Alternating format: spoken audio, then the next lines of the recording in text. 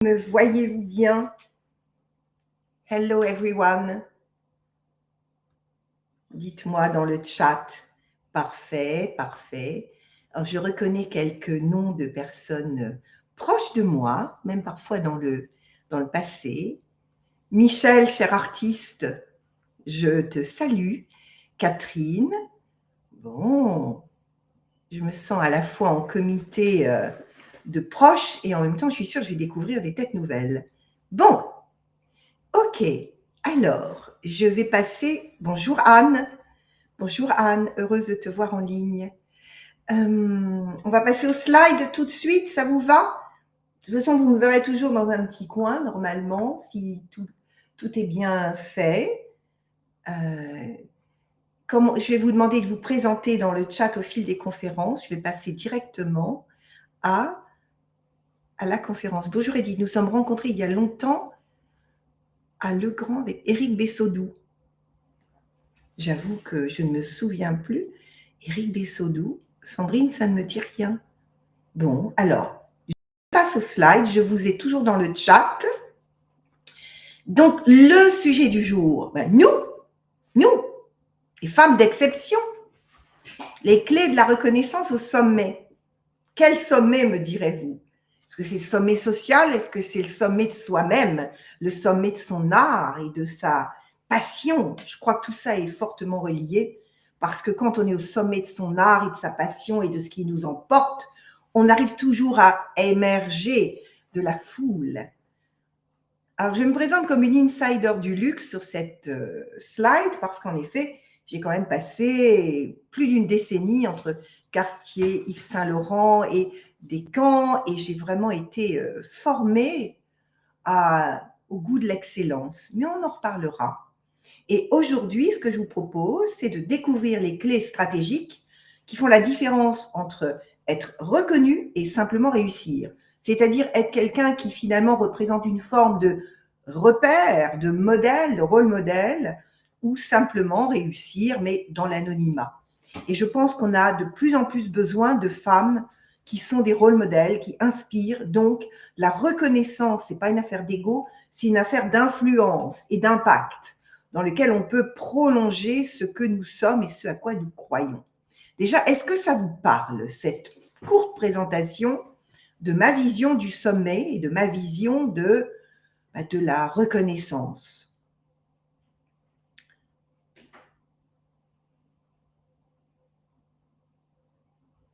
Voilà. Donc, on va faire connaissance. Où en êtes-vous aujourd'hui? Alors, petite chose technique, je vais vous demander de répondre dans le même fil de chat, sinon ça va s'éclater et je vous perdrai.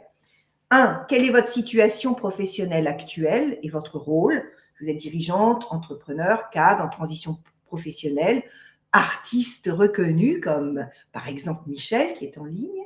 Quel est l'objectif clé que vous aimeriez atteindre dans l'année qui vient? On est quand même dans un temps un peu tempétueux, un peu déboussolant. Donc, qu'est-ce que vous avez envie d'agir et de prendre comme position?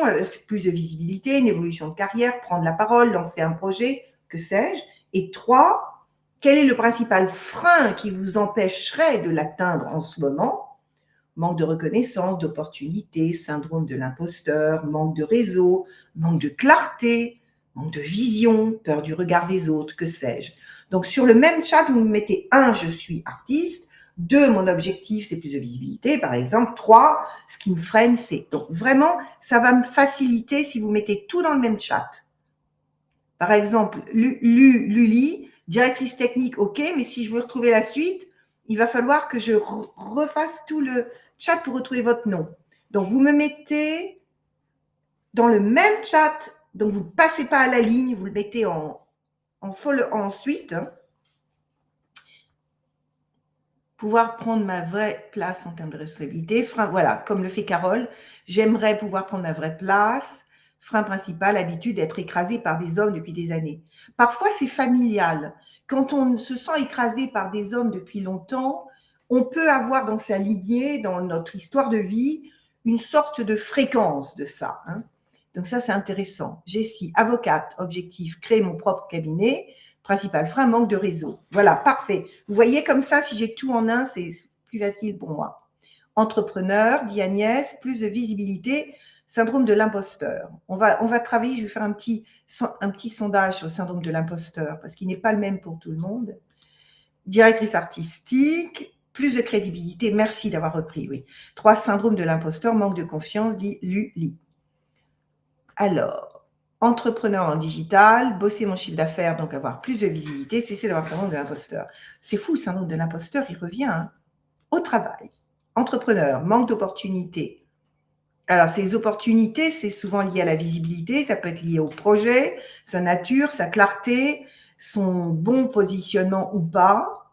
Les opportunités, on les crée par un marketing et une stratégie assez fine. Cadre en recherche d'emploi, me dit Catherine, retrouver un emploi dans lequel je pourrais m'épanouir. Ben oui, c'est tellement important d'être épanoui. Syndrome de l'imposteur, impression d'être toujours redevable. Ça aussi, ça vient vraiment de l'enfance et de l'éducation. Anne, RRH, nouveau chapitre de l'entreprise, je peux m'épanouir, vie pro-perso, oui. Vie pro-perso, c'est quelque chose aussi qui est important, qu'on observe de plus en plus. Syndrome de l'imposteur et beaucoup d'inégalités dans l'ancienne entreprise. Alors, ensuite, Florence, entrepreneur, lancement de projet, visibilité, syndrome de l'imposteur, rebelote. Solange, régisseuse générale, qu'est-ce que c'est? Photographe, ah oui, régisseuse, c'est dans le spectacle, d'accord. Développer mon activité, être reconnue par mes conférences et mes qualités. Eh bien, bien sûr, conférence, c'est un excellent moyen de visibilité et aussi de transmission d'un contenu.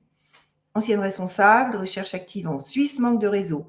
Alors, si vous manquez de réseau en Suisse, notez ce nom, Florence Blaimont, B-L-A-I-M-O-N-T. C'est la femme du réseau là-bas, B-L-A-I-M-O-N-T. C'est une amie de longue date. Elle est partie vivre à Lausanne. Mais pour la Suisse, c'est une clé. Alors, Claudine, je suis cadre dirigeante, carrière plus visibilité, directrice marketing, cadre évolué dans ma carrière, plus le courage d'oser, syndrome de l'imposteur aussi, et manque de courage. Mais le courage, c'est quoi? C'est une bonne question. Transition professionnelle, reconversion RH, crainte, ma légitimité en ce domaine. Actuellement, cadre, pardon, légitimité, sans emploi en transition professionnelle, emploi de dimension stratégique, manque de crédibilité versus mon âge. Pourtant, 35 ans, c'est la fleur de l'âge. Compétences transverses, manager. D'abord, merci de répondre avec autant de clarté. Ça me touche beaucoup.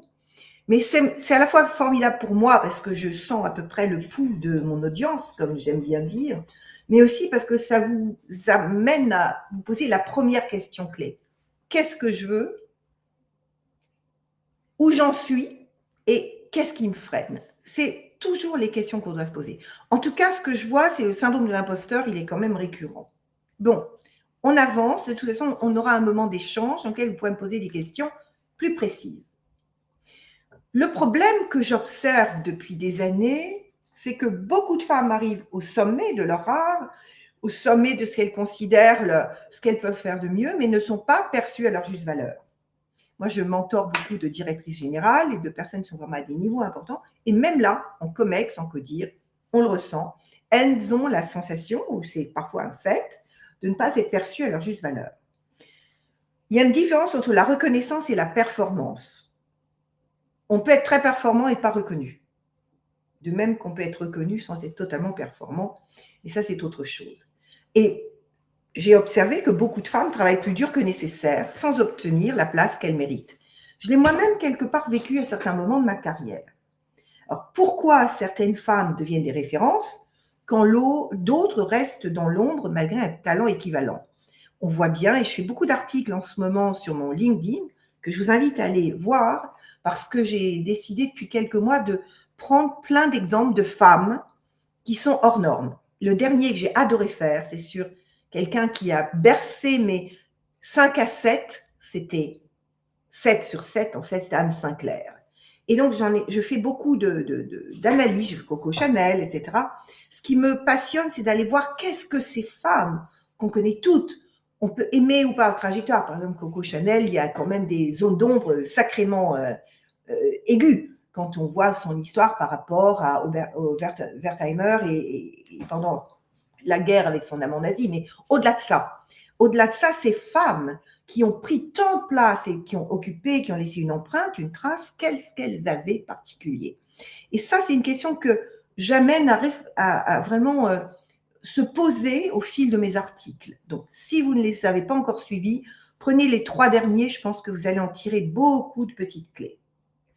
Alors, ensemble, c'est le but de la conférence, on va découvrir les clés stratégiques, faire la différence entre être reconnu et simplement réussir. Pour celles qui ne me connaissent pas, parce que toutes ne me connaissent pas, là, je suis mentor des femmes influentes. Pourquoi influentes? Parce que ce qui me semble essentiel aujourd'hui, c'est que les femmes, et on le voit bien dans le monde actuel, les femmes reprennent le lead, prennent la main et aient une influence suffisamment forte pour réorienter le cours de l'histoire, petite ou grande histoire. Moi, j'accompagne les femmes dirigeantes à révéler leur force intérieure, à amplifier leur impact dans le monde. Encore une fois, comme Marie-Éloi avec Bouche Tabat, nous avons une passion de la puissance des femmes au service du monde. Mais ça, moi, je le fais en cultivant la sérénité, l'authenticité, qui suis-je vraiment, et un alignement profond avec leur véritable essence. Donc, j'ai évoqué tout à l'heure mon parcours dans le luxe. Moi, j'ai une conviction intime depuis que je suis toute petite, c'est qu'il y a une puissance féminine. Nous pouvons tout réussir si nous voulons, évidemment, si nous le voulons vraiment. Donc, j'ai d'abord une école de l'excellence, c'est le luxe. En fait, plus de 20 ans dans des stratégies de marque haut de gamme, mais dedans, il n'y avait pas que Cartier Saint-Laurent, il y avait l'expansion avec Servan-Schreiber, Descamps, etc. En France, aux États-Unis et globalement à l'international, je crois qu'à part la Russie, j'ai été partout, et l'Inde, j'étais partout dans le monde. L'art passionnément, comme Michel, qui est dans le chat aussi aujourd'hui, qui assiste à la conférence. J'ai une passion pour l'art, à la fois comme artiste, je suis plasticienne, je sculpte, mais j'ai été aussi amenée à devenir critique d'art en cofondant un magazine d'art contemporain, Expo Revue, pour lequel j'ai eu le bonheur de mettre en lumière des artistes contemporains et j'ai vraiment eu un régal dans l'écriture, dans l'observation de ce pouls de la planète que sont les artistes. Je suis auteur, à la fois en tant que critique d'art et auteur de livres. C'est une nécessité intérieure d'écrire et de transmettre. Explorer le monde à travers les images et les mots.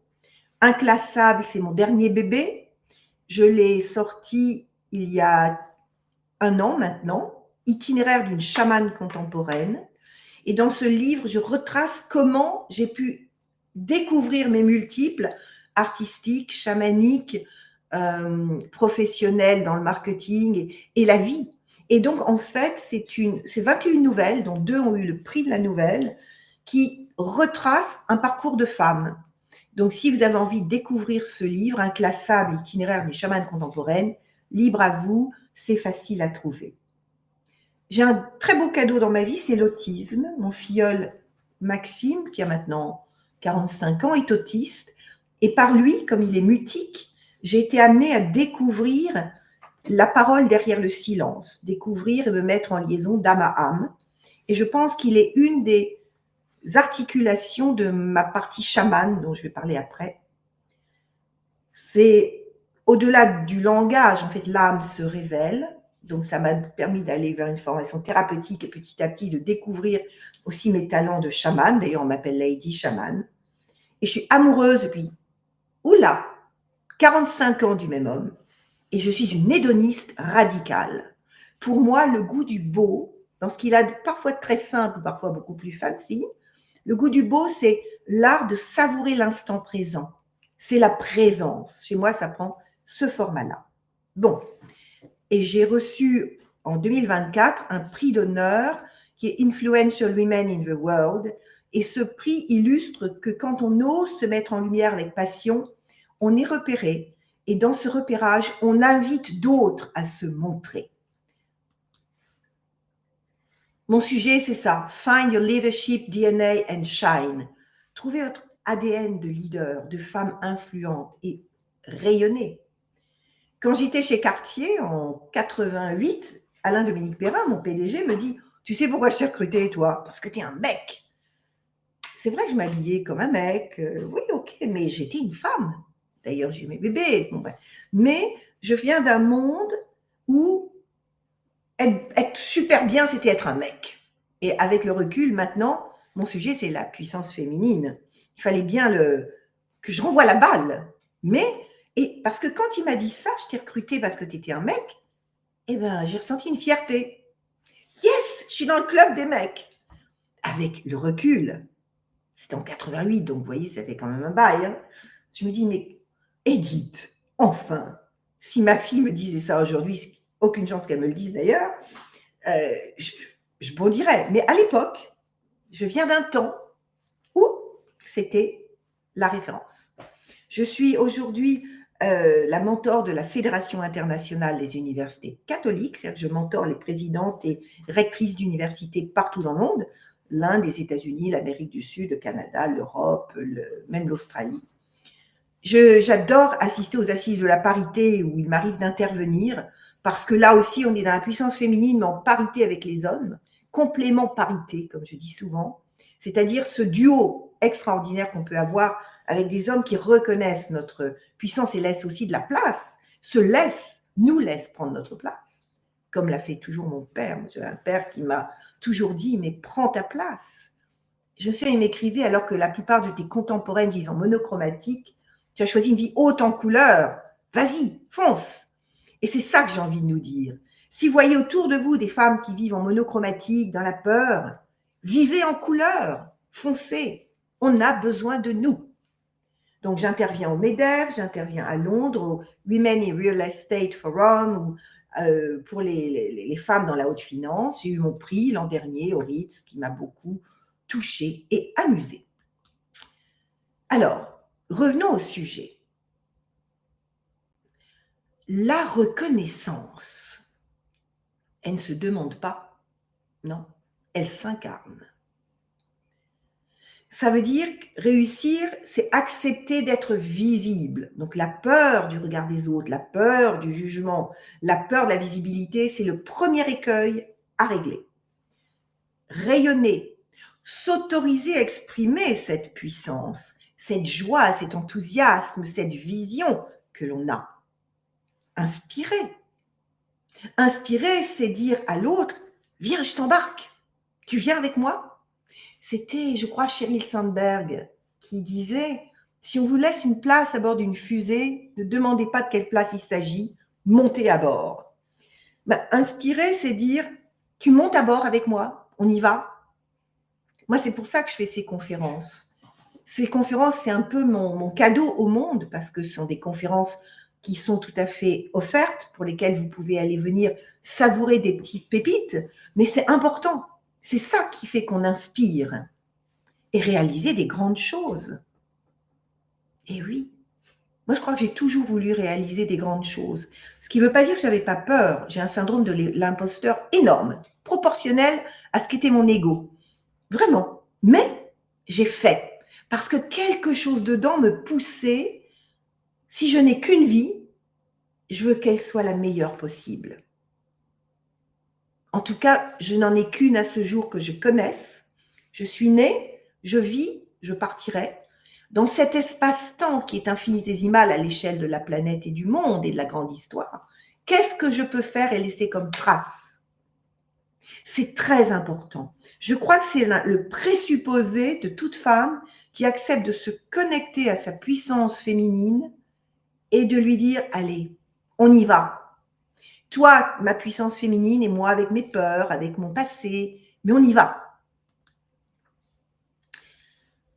La reconnaissance, c'est à la fois une visibilité stratégique, on sait pourquoi on est visible, ce qu'on a envie de partager, et un impact ciblé. C'est pas faire des millions de vues sur TikTok.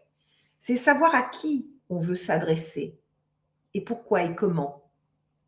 Et qu'est-ce qu'on veut transmettre? Moi, c'est clair, c'est la puissance féminine, auprès des femmes qui ont ce besoin, ce désir et qui parfois ont, comme j'en ai eu et comme j'en ai encore, des résistances. Donc ma dernière chronique, c'était ça d'ailleurs, l'art de réussir, chuter et devenir et revenir plus forte. l'inspirante Anne Sinclair. Et j'ai vraiment été intéressée, moi je regardais 7 sur 7, c'était la soirée des crêpes pour mes enfants tous les dimanches. On avait une toute petite télé qui nous avait été offerte par Le Point et on regardait Anne avec passion parce que je trouvais cette femme à la fois très féminine avec ses pulls en mohair dont on se moquait, mais d'une précision de scalpel, un laser intellectuel. Et quand on voit après ce qu'elle a traversé, elle a failli être première dame avec l'histoire de DSK, etc., la classe avec laquelle elle a réagi, quand elle se montrait, quand elle se retirait, je trouve que c'est un très très bel enseignement et vraiment je vous invite à aller voir et lire L'art de réussir, de chuter et revenir plus forte d'Anne Sinclair. Ça va, je pense, vous inspirer et quand vous l'aurez lu, n'hésitez pas à revenir vers moi en me mettant un petit mot d'amour. On a toutes des femmes qui nous inspirent, n'est-ce pas? Les grandes leaders, alors qu'est-ce qui distingue les femmes d'exception au sommet? Elles ont brisé le plafond de verre. Alors, j'ai choisi un peu au hasard, pas tant que ça, plusieurs femmes. Céline Dion, Taylor Swift, Victoria Beckham, Sheryl Sandberg, Claudie Aigneret, Christine Lagarde, Kamala Harris, Marie Curie, Simone Veil. Et les femmes de votre lignée, quelles sont celles qui vous inspirent? Quels sont les modèles de femmes qui vous inspirent? Et quand je mentore, je fais travailler en profondeur ce qui nous inspire parce que souvent, c'est un modèle de ce que nous portons en nous. Alors pour moi, elles ont 3 caractéristiques. Elles créent leur propre narratif. Leur histoire inspire et marque les esprits. Elles s'affranchissent, et ce n'est pas toujours simple, du besoin d'être validées. Elles imposent leur vision. Et elles transforment leur expertise en influence. C'est pas pareil. Je peux être une grande experte dans l'anonymat ou quelqu'un qui va avoir de l'influence. Oui, Rachida Dati, par exemple, c'est une sacrée résiliente quand on voit d'où elle vient, son parcours. Oui, c'est comme la créatrice de Divertimento, Zaya Zouani. Ce sont des femmes qui viennent d'une culture qui ne laissait pas du tout supposer qu'elles atteindraient de tels sommets dans leur art. Donc, elle est chef d'orchestre, hein, Zaya Zouani, je l'ai connue, je l'ai rencontrée. C'est une femme exceptionnelle, comme Rachida Dati, dans ce domaine de le milieu d'où je viens n'aurait jamais laissé présupposer que j'arriverais là où je vais. Elles ne vendent pas leurs compétences, mais elles incarnent leur transformation. Alors, quelle est votre expérience du syndrome de l'imposteur? Avant d'aller plus loin, vous allez vous poser la question. Donc, je vais tout de suite vous basculer en sondage. Le sondage est devant vous, vous pouvez y répondre? Il est bien affiché? Parfait. Donc, à quelle fréquence ressentez-vous le syndrome? Quelle intensité?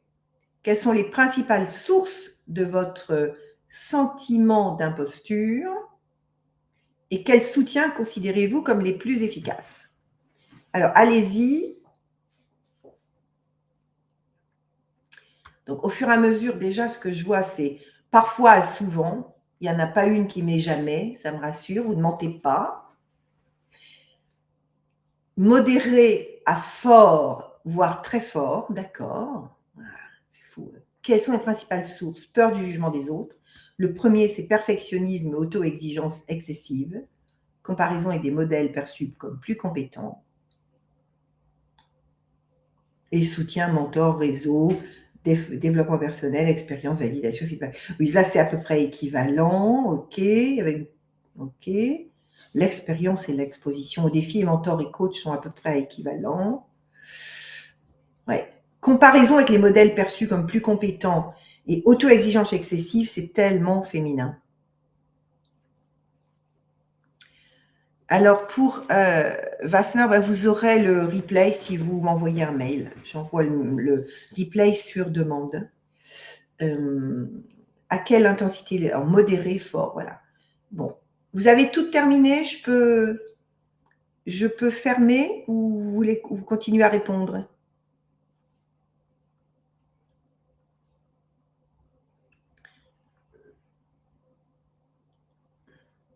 Celles qui veulent le replay, vous avez en haut du chat, comment me contacter, vous m'envoyez un mot directement à mon adresse. Je vous la redonnerai tout à l'heure de toute façon dans une des slides. OK, donc fin du vote. Partagez les résultats. Donc, vous êtes 60% à avoir voté, c'est pas mal. 60 sur 100 personnes. La salle est limitée à 100, vous êtes toutes là.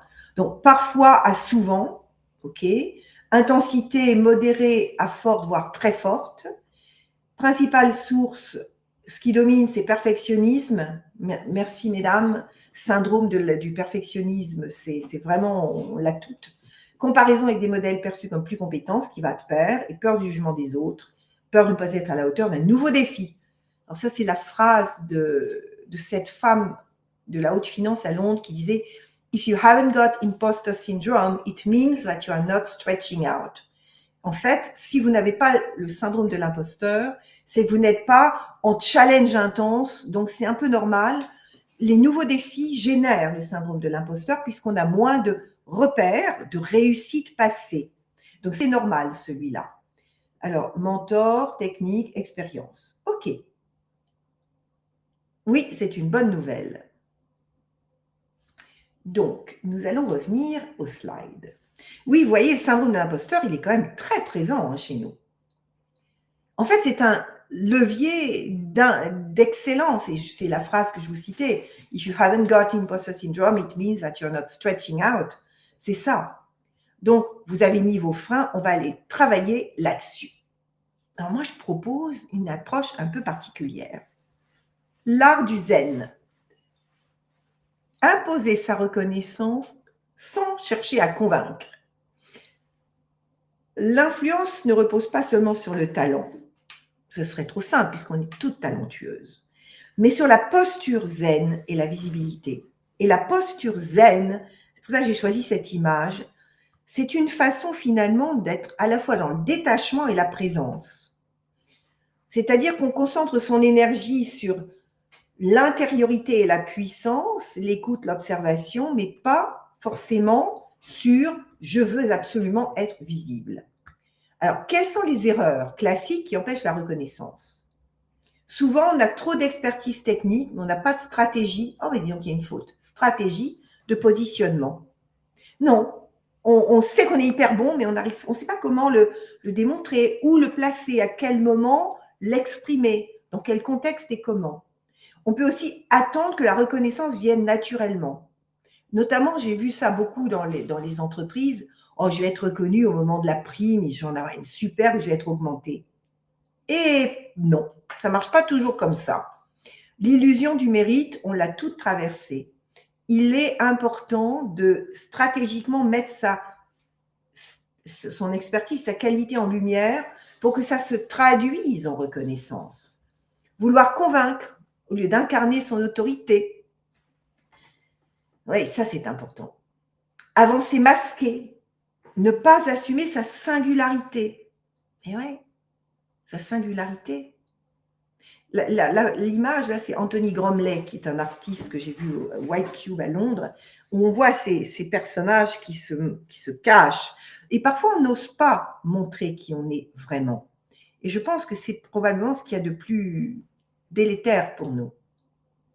Alors, bas les masques, vous êtes unique, vous avez un ADN féminin. La question à vous poser, c'est quelle est mon unicité, d'où je viens? Qu'est-ce qui me singularise? Quelle est votre histoire? Qu'est-ce que j'ai vécu qui me donne cette force, cette couleur singulière? Quelles sont mes sources d'inspiration? D'où les modèles, d'où prendre ce temps à butiner pour savoir ce qui nous enrichit. Et comment vous êtes devenu qui vous êtes? Finalement, ça revient à une connaissance de soi très fine. Donc, il y a 3 stratégies concrètes pour s'imposer comme une référence. D'abord, c'est ce que j'appelle un storytelling stratégique. Créer une histoire forte autour de son parcours et de sa vision. Michel, je pense que tu es encore en ligne, Michel Auboiron, qui est une artiste incroyable, c'est vraiment ce qu'elle incarne. Ça, c'est l'histoire de Michel, une histoire forte sur son parcours, elle a traversé le monde, elle peint le monde, elle a une vision. Donc, créer une connexion émotionnelle, mettre en valeur ses valeurs et sa vision, se raconter. Même quand on est en entreprise, se raconter, c'est partager de la connexion. Quand j'étais chez Cartier, moi, c'était mon forté. J'ai toujours aimé les gens. Et 10 ans après, j'avais retrouvé en l'occurrence Antonio Candil, qui était le PDG de Cartier Espagne, et qui me dit, tu sais, quand tu es parti, des gens brillants, on en a retrouvé, parce qu'ils viennent tous dans le luxe, mais quelqu'un qui avait cette qualité humaine, cette empathie et cette possibilité de connexion, on n'a pas retrouvé. Moi, c'était ça, mon truc. Mon talent singulier, c'était un rapport aux autres, un amour de l'autre, à mettre en lumière ce qu'il a de mieux. C'était mon histoire. Et après, j'ai pu vraiment rebondir dessus. L'autorité assumée, ne pas justifier ses décisions, mais les incarner avec force. On n'attend pas la permission, on décide, on s'engage pleinement, avec un E, ce serait mieux, Edith. Porter un message clair et affirmé. C'est ça aussi. Un réseau d'influence ciblé, s'entourer des bonnes personnes, être visible aux bons endroits, choisir stratégiquement son cercle, être là où ça compte et donner avant de recevoir. Est-ce que ça vous parle, ça? Ce storytelling stratégique et l'histoire forte, ne pas justifier mais incarner ses choix, les assumer et s'entourer des bonnes personnes. C'est extrêmement important. Troisième point, c'est l'héritage. Stratégie d'influence durable. Pour moi, l'impact d'une femme d'exception se mesure à l'héritage qu'elle laisse. L'héritage, c'est la marque, l'empreinte, y compris émotionnelle, qui va nous suivre. Et dans l'héritage, il y a 3 piliers. La transmission. On partage une vision. Ça peut être du mentorat, de l'enseignement, mais on transmet. Une signature personnelle, une méthodologie, une philosophie, un branding personnel. Un impact durable. Savoir que les projets pour lesquels on se bat, que l'on construit, vont nous survivre, qu'il y a une influence structurelle et pérenne. Je laisse ma marque. Alors, pourquoi certains leaders resteront dans l'histoire et d'autres non? La reconnaissance, elle est éphémère si elle n'est pas solidifiée. Il faut créer un mouvement autour de soi, un élan, former des gens, mentorer, transmettre, écrire, partager, qu'il y ait un écho de notre propre puissance, un écho généreux. Est-ce que ça vous parle?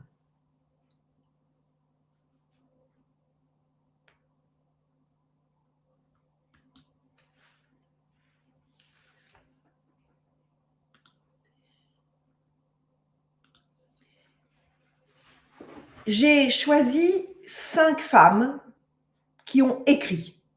J'aurais pu en choisir beaucoup d'autres. Hein. Anne Sinclair n'est pas dedans puisqu'elle est dans l'article que vous lirez. Leur héritage, leur ADN, c'est quoi? Alors, j'ai choisi une stratège du pouvoir économique, Christine Lagarde. J'ai choisi une influenceuse du leadership féminin, Sheryl Sandberg, Facebook. Une icône du leadership inspirant. Visionnaire de la scène mondiale, on aime ou on n'aime pas, Van der Leyen. Et une résiliente et militante de la protection des filles. Elles sont visibles et stratégiques, c'est-à-dire qu'elles ont des vrais messages à transmettre. Résilientes face au rejet. J'imagine tout ce qu'elles ont dû vivre, endurer dans des milieux d'hommes pour garder leur présence et leur puissance. Elles sont déterminées, elles ne lâchent pas, constantes dans leur ligne. Elles font le choix conscient de l'influence, pas forcément par ego, mais parce que c'est comme ça qu'on fait bouger les lignes. Écriture de livres inspirants, contributrice. J'aurais pu mettre Simone de Beauvoir, il y a tellement d'autres, il y en a des milliers. Mais pour moi, ce sont des femmes qui, grâce à leur visibilité, leur écriture, leur action, leur message, sont de véritables contributrices au monde et me disent, toi aussi, tu dois contribuer. Tu ne peux pas avoir fait tout ce que tu as fait pour rien. Ça vous parle, ça? Et après, il faut trouver son sillon et le développer, le faire grandir. En résumé, la reconnaissance ne s'attend pas, elle se construit. Je pense qu'il est essentiel de l'imposer avec zen. Assumer son leadership sans le justifier. Parfois, ça ne passera pas auprès de certaines personnes. So what? On ne peut pas plaire à tout le monde et c'est pas grave. Et l'héritage que l'on laisse, l'influence est le vrai test de la réussite. Si même autour de 10 personnes, 100 personnes, 1000 ou des millions de personnes après, j'ai laissé une marque, c'est un début d'héritage. Pour aller au plus fin, c'est l'héritage par rapport à nos propres enfants, notre cercle le plus court, mais ça peut aller beaucoup plus loin. Donc, ne vous contentez pas d'être visible, devenez inoubliable.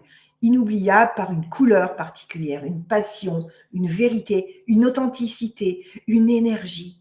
Est-ce que ça vous parle, ça?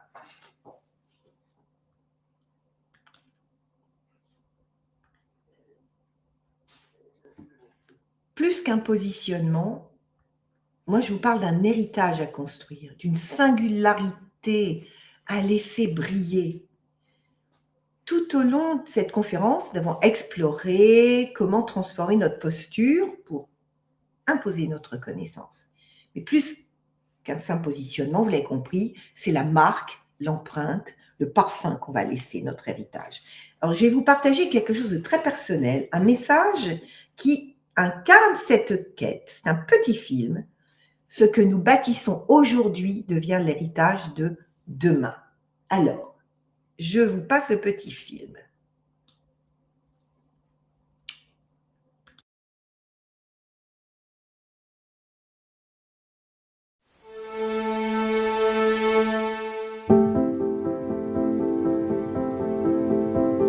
Je crois que j'ai toujours aidé. Je crois que dans ma petite enfance, j'ai dû être posée par les circonstances dans un poste d'aidante. Quelque chose que j'ai vite compris quand j'ai commencé à travailler sur moi. À 3 ans, ma mère perd son père de façon brutale. C'était le premier homme de sa vie. Et elle fait 1 an de dépression. Et je pense que la petite fille de 3 ans, à ce moment-là, telle que je l'ai revécue en travaillant un peu là-dessus, elle a pris la posture du nez rouge avec la joie parce qu'il fallait remettre un petit peu de peps dans la maison et puis de veiller sur les autres.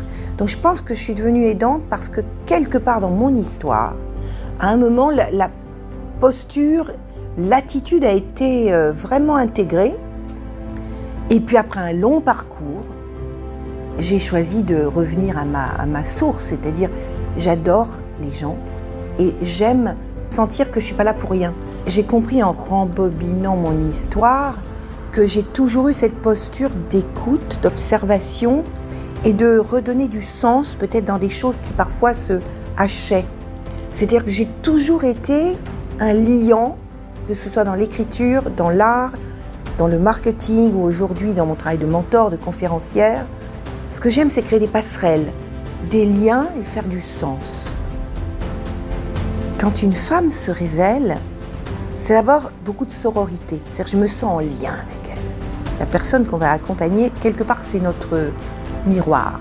C'est quelqu'un qui est sur la même trajectoire, qui a les mêmes valeurs, qui a les mêmes objectifs, qui a les mêmes préoccupations de fond. Et donc, ce que je ressens, c'est d'abord une très grande communion. Je ne fais pas un coaching intellectuel, même si on va arriver à des stratégies, à des outils très forts de construction. Mais avant tout, j'amène la personne dans son propre corps, là où il y a les mémoires, là où il y a les sensations, là où il y a de la joie, là où il y a de la tristesse, pour aller nettoyer. On est ensemble dans la même lumière. J'incite les femmes à devenir les rôles modèles. Parce qu'on a besoin aujourd'hui de femmes qui vont dire c'est possible et je vous aide. On y va ensemble. Pour moi, c'est tellement important. Je me ressource seule avant tout parce que j'ai besoin d'être bien pour aller vers les autres. Donc je me ressource aussi dans l'art énormément. Merci. Mais il y a tellement de manières de se ressourcer. Je crois que pour se ressourcer, il faut aller vers ce qu'on aime profondément. C'est vraiment aller chercher tout ce qui est là autour de nous pour nous ressourcer.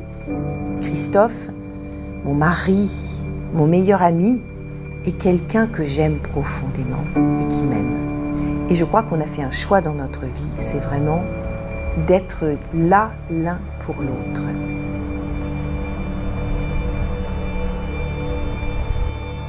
Dans les femmes que je coach, beaucoup viennent me voir pour chercher l'amoureuse, la puissance féminine. montrer, parce que c'est ce que je vis, donc c'est ce que j'incarne et représente, que c'est possible d'être une amoureuse, une maman, une femme d'affaires. Moi, c'est ça pour moi d'ailleurs mon métier. C'est aller rencontrer des femmes dont la fréquence vibratoire est la plus proche de la mienne et avec lesquelles on va pouvoir accoucher de leur véritable puissance. Un projet, on va prendre les valeurs, ce qui est important, ce qui fait vibrer. J'étalonne le corps pour savoir le degré de vibration, que ça passe pas par la tête. Et on arrive à épurer quel est le projet le plus important. Celui-là. Comment on y va? Le marketing entre en marche. Les étapes. On définit le projet de façon très précise. On va aller voir les modèles autour qui sont inspirants. On va aller voir, fait une petite veille concurrentielle. On va aller voir là où elle a le plus de valeur à apporter. Comment on peut, étape par étape, aller construire ce projet. J'adore. C'est-à-dire qu'on sait exactement pourquoi on vient vers moi et je le fais avec de plus en plus de joie et de justesse. Et c'est ça qui est fabuleux, c'est ça que j'adore faire. Je suis Edith Lassia, mentor des femmes qui veulent contribuer à changer le monde.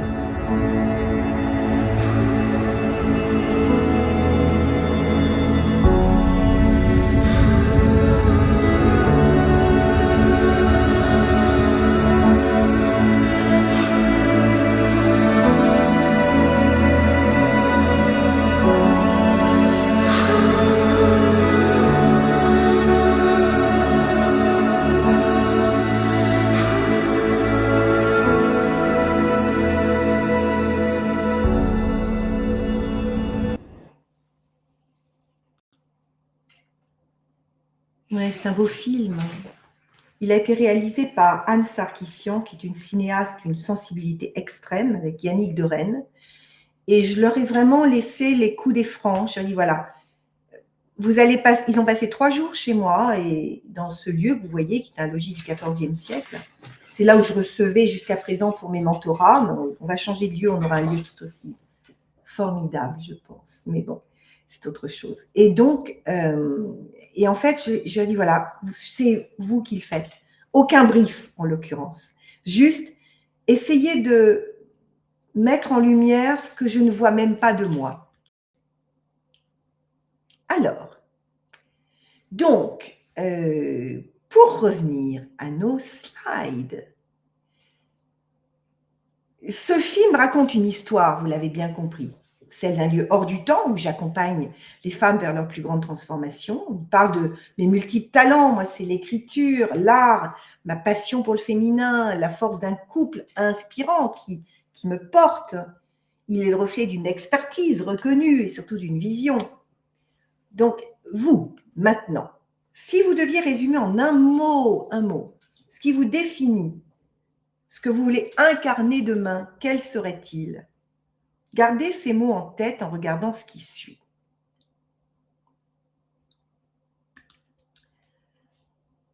Vous avez vu là ce qui m'anime profondément, l'impact, la transmission, l'excellence, l'art, l'hédonisme, l'amour avec un grand A. Si vous aspirez, et j'ai vu plusieurs mots dans le chat disant comment on peut se faire coacher, on va le voir.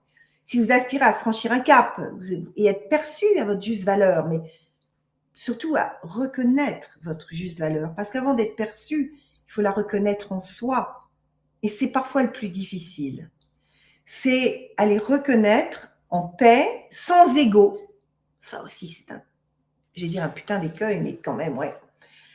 Pour s'inscrire dans la durée, c'est vraiment qui es-tu vraiment? La question essentielle, c'est est-ce que votre réalité d'aujourd'hui, elle est alignée à votre ambition de demain? Et est-ce que vous avez une ambition pour demain? Donc, si vous voulez, en effet, vous avez posé la question, comment être coaché?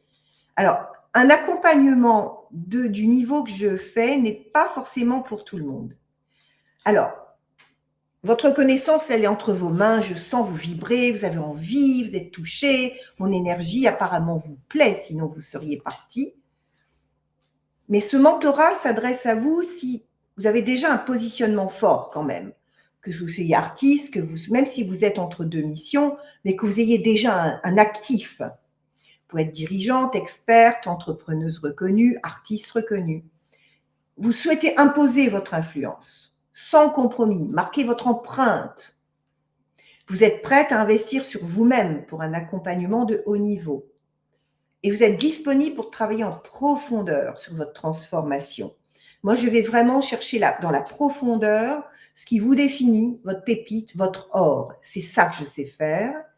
Et je ne travaille pas en surface ou avec des techniques de coaching que tout le monde utilise. Je vais vraiment dans des choses extrêmement sur mesure. C'est la haute couture.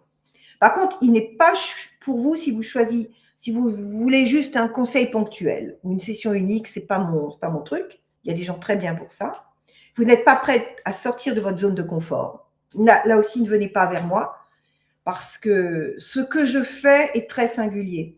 D'ailleurs, si vous avez envie d'aller voir comment je m'entends, vous regardez les quelques, je crois j'en ai une soixantaine de témoignages sur LinkedIn, mais ce que je fais est tellement singulier, tellement au cœur de la matrice de la personne qu'il faut vraiment quelqu'un qui est prête à se faire confiance et à se challenger.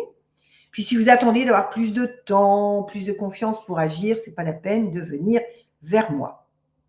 Moi, c'est puissant, c'est maintenant et c'est en profondeur et c'est délectable. C'est que du bonheur. Donc, si vous sentez que c'est votre moment, vous souhaitez être accompagné pour structurer votre posture, votre visibilité, votre reconnaissance, voici comment procéder. Première étape, prendre rendez-vous.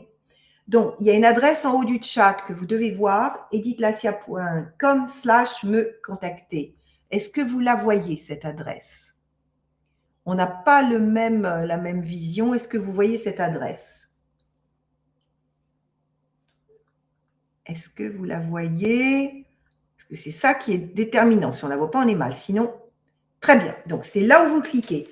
Vous allez arriver sur cette page-ci, qui est la page de contact de mon site, edithlassia.com. Donc, je suis à votre écoute, tati, tata, votre prénom, votre email, l'objet, demande de rendez-vous, par exemple. Mais ça peut être aussi, comme Gwenaëlle vient de le faire, replay plus lien film. Et votre message. Voilà, tout simplement. Et deuxième étape, je ne donne de rendez-vous que, c'est des rendez-vous de 30-45 minutes, très denses, que j'offre. Normalement, ça a une valeur. C'est une valeur de plus de 300 €, mais je l'offre dans ce cas-là parce que c'est quelque chose qui déjà vous permet de sortir avec une clarté. Et donc, vous allez recevoir un questionnaire préparatoire que vous allez remplir et qui me permettra de nourrir notre entretien de façon solide. Alors, Edith, j'espère vous retrouver à une prochaine conférence. Un imprévu m'oblige à quitter. OK, à bientôt, Laurence. Donc, c'est clair, vous avez l'adresse, vous prenez rendez-vous, vous me demandez ce dont vous avez besoin, vous recevez le questionnaire. Combien de temps faut-il prévoir? Pourquoi, Lou?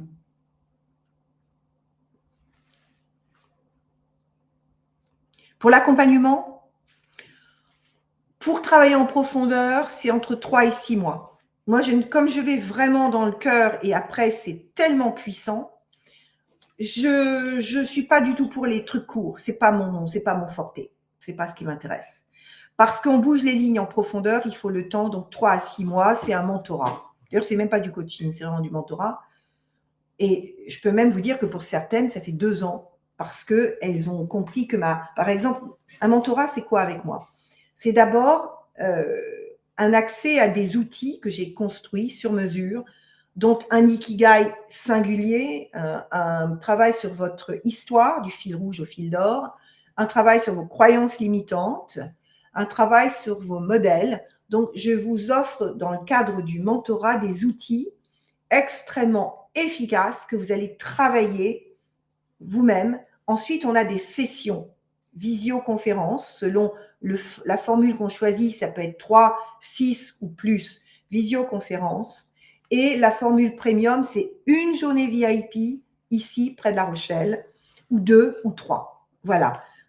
Certaines entreprises les financent, même beaucoup. Moi, j'ai Bell, j'ai Chanel, j'ai Télémac. J'ai beaucoup d'entreprises qui financent les mentorats de leurs dirigeantes, mais j'ai d'autres femmes qui les financent par elles-mêmes. Voilà, je crois que je ne peux pas vous en dire plus. Est-ce que c'est clair sur ce sujet?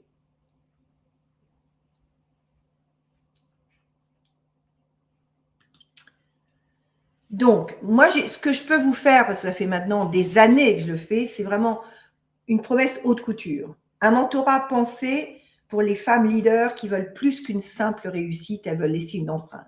Donc, on change vraiment sa posture, sa présence à soi, sa présence au monde, sa confiance extrêmement profonde. Un changement radical dans votre perception et votre influence. Un impact visible, stratégique et aligné à qui vous êtes vraiment. Donc, parfois, j'amène à réfléchir autrement. Et si ton impasse venait du fait que tu n'es pas à ta place, par exemple. Un cercle restreint de leaders parce que j'ouvre mon réseau à mes clientes. Un cercle restreint de leaders prêts à jouer dans une autre dimension. Vous savez à peu près tout. J'accompagne aussi des hommes, mais j'en ai 10%, des PDG, des DG. Mais c'est vrai que ce qui me semble aujourd'hui important, c'est vraiment de permettre aux femmes de prendre leur puissance et leur envol. Alors, qu'est-ce que vous retenez de plus important de cette heure que nous avons passée ensemble ?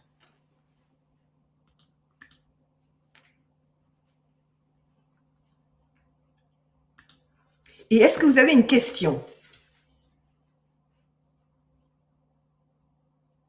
L'exemplarité, Caroline, c'est vraiment c'est un choix. On est exemplaire quand on accepte de se mettre en danger quelque part, en lumière. Introspection, mais oui. La véritable puissance, elle vient de la matrice à l'intérieur de soi. Qui je suis vraiment, d'où les croyances, d'où je viens, c'est essentiel. Et là, elle est solide après, elle est à vie. Méthodologie, un savoir-faire de qualité, l'expertise sans éléments de langage creux. Merci, il y a énormément de sens, dit Syria. Ouais. Que l'ego va être compliqué. L'ego, c'est à la fois une structure ancienne, c'est un moteur, mais ça peut être aussi quelque chose qui nous empêche d'être vraiment nous-mêmes. C'est-à-dire, l'ego est utile. Moi, je me souviens d'une marche dans le désert où, je suis chamane, je suis très particulière là-dessus, mais je me souviens, j'étais dans le désert au sud du Maroc et on faisait une marche longue et j'avais la sensation d'avoir un débat entre ce que j'appelle mon âme, mon être profond et mon ego. Et mon âme disait à mon ego, imaginons que tu es l'orfèvre, que tu es celui qui a le métier. Moi, je vais aller chercher l'or et les diamants et toi, tu vas en faire un bijou. C'est-à-dire, je pense que l'ego est très utile parce que c'est lui qui va nourrir aussi nos capacités dans la matière, mais il est insuffisant et je pense qu'il doit être au service d'eux. Mais je ne suis pas contre l'ego, parce que parfois, dans le développement personnel, on dit surtout l'ego, débarrassez-vous. Mais non, non. Par contre, apprenez à jouer avec lui, reconnaître quand il est une source de douleur ou quand il est une source de moteur. C'est ça qui est intéressant. Voilà.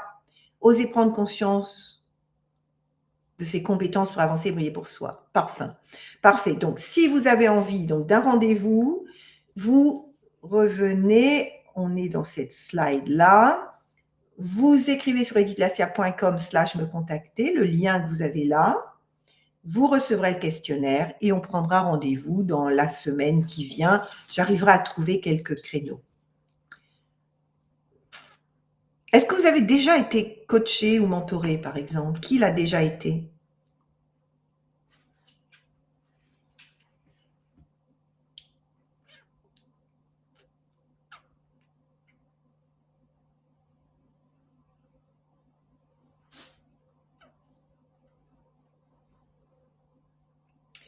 Pour le coup, ça dépend des formules qu'on choisit, parce que ça va du simple au triple. On verra ensemble.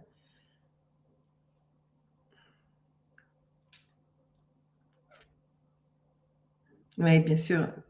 S'entourer de femmes pour une question de valeur, ça je comprends.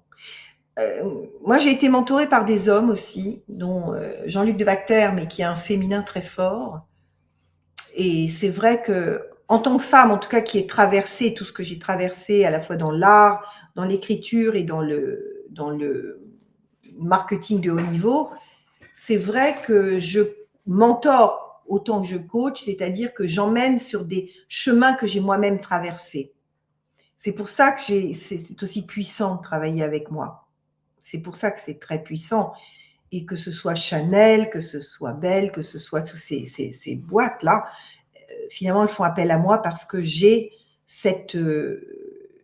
c'est multiple, voilà. Où l'avez-vous demandé, Calvez? Ça veut dire quoi? Je ne suis pas sûre de comprendre la question.